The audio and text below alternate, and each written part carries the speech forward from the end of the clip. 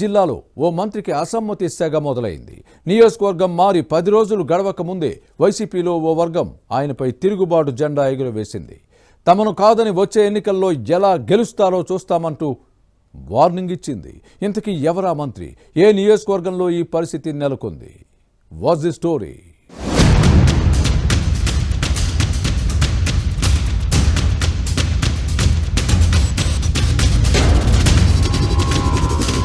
మంత్రి ఆదిమూలపు సురేష్ ప్రకాశం జిల్లా ఎర్రగొండపాలెం నుంచి అసెంబ్లీకి ప్రాతినిధ్యం వహిస్తున్నారు.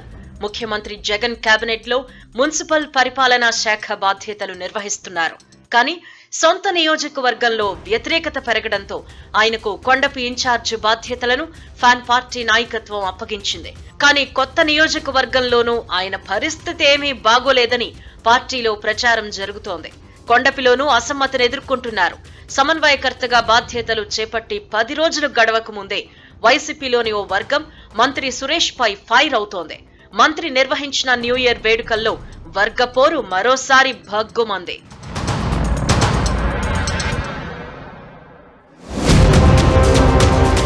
ప్రజా వ్యతిరేకతతో నియోజకవర్గాలు మారడం సురేష్ కు కొత్త కాదు.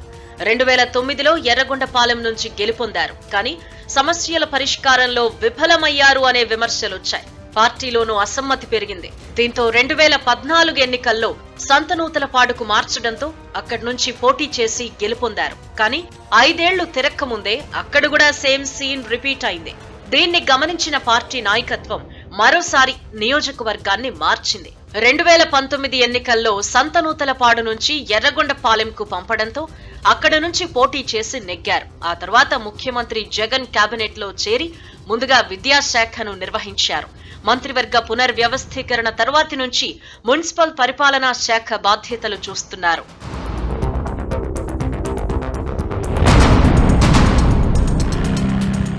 మంత్రివర్గ పునర్వ్యవస్థీకరణలో జిల్లా వైసీపీ ముఖ్య నేత సీఎం జగన్ బంధువు బాలినేని శ్రీనివాసరెడ్డిని పక్కన పెట్టి ఆదిమూలపు సురేష్ ని రెండోసారి కొనసాగించారు.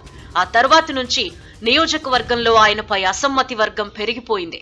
సురేష్ ని మార్చాలి అంటూ జగన్ సామాజిక వర్గం నేతలు తాడేపల్లి పెద్దల దగ్గర పట్టుబట్టారు.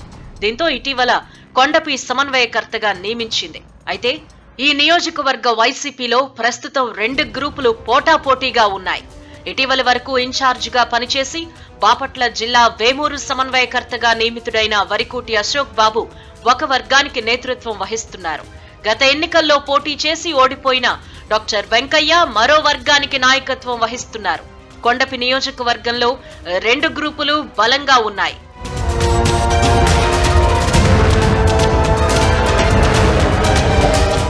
జనవరి 1న ఒంగోలులో ఉన్న తన క్యాంపు కార్యాలయంలో నూతన సంవత్సర వేడుకలు నిర్వహించారు మంత్రి సురేష్. నియోజకవర్గంలోని 2 వర్గాలను ఆహ్వానించారు. అయితే నూతన సంవత్సర వేడుకల్లో డాక్టర్ వెంకయ్య వర్గాన్ని పక్కన పెట్టుకుని తమ వర్గాన్ని అవమానించారు అంటూ అశోక్ బాబు గ్రూప్ ఫైర్ అయింది. వేడుకలను బహిష్కరించి వెళ్లిపోతున్న నేతలను మంత్రి గన్మెన్లు పిఏ బతిమిలాడినా వెనక్కి తగ్గలేదు. పిలిచి అవమానించారన్న ఆగ్రహంతో రగిలిపోయిన అశోక్ బాబు వర్గం వచ్చే ఎన్నికల్లో కొండపి నుంచి ఎలా గెలుస్తారో చూస్తామంటూ సవాల్ విసిరింది. ఈ మొత్తం వ్యవహారం ఇప్పుడు జిల్లా రాజకీయాల్లో చర్చనీయాంశంగా మారింది. ఒక వర్గం వ్యతిరేకం కావడం మంత్రి సురేష్ కి మింగుడు పడని అంశంగా మారింది. సిట్టింగ్ స్థానంలో అసమ్మతిని తట్టుకోలేక మరో నియోజకవర్గానికి మారితే అక్కడ కూడా అసమ్మతి సెగ తప్పలేదు. ఈ పరిస్థితుల్లో ఎలా ముందుకు వెళతారో వేచి చూడాలి.